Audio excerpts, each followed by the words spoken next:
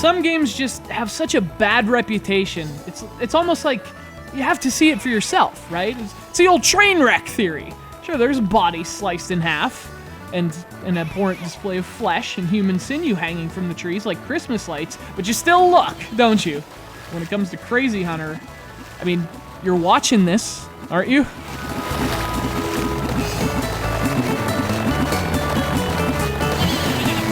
So Crazy Hunter was released to DSiWare in 2012, and basically it's like an on-rails boating game. You steer the boat as it floats upstream.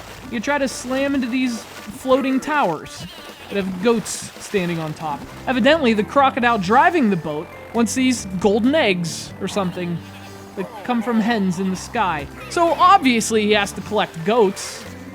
From there, things start to make less sense.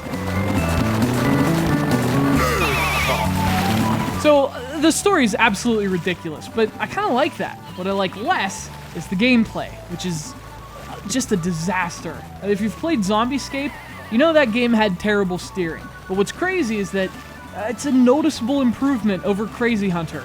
This is incredibly slow. It's literally like you're steering the Titanic. And as you're playing, you'll be hoping for an iceberg. But the weird thing is, like, once in a while, the steering gets really responsive for like a second. So that means, because you're always overcompensating for the bad steering, you end up flying off your course when the steering decides to be responsive. And that's a problem because if you miss one goat tower, you're generally screwed. In fact, that's actually the biggest problem with Crazy Hunter. It's pretty unforgiving with its difficulty. Your boat is constantly running out of gas, and the goat towers are the only source of fuel. But it drains so fast, you can't afford to miss a single goat. That's a real problem for a game with such bad controls.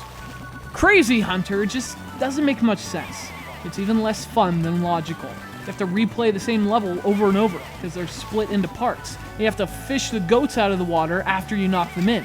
And listen, I mean, this game wouldn't be fun with nice short levels. Replaying them over and over, that's an astounding proposition. In fact, it's kind of crazy.